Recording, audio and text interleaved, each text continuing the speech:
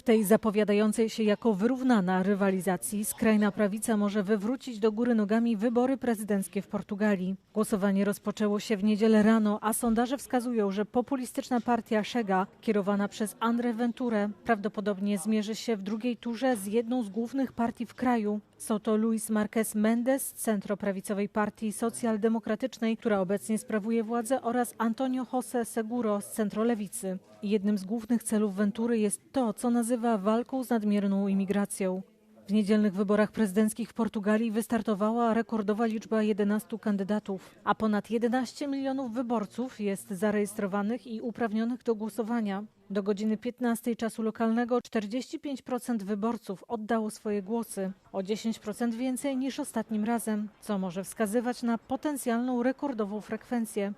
Większość wyników ma być znana 19 stycznia.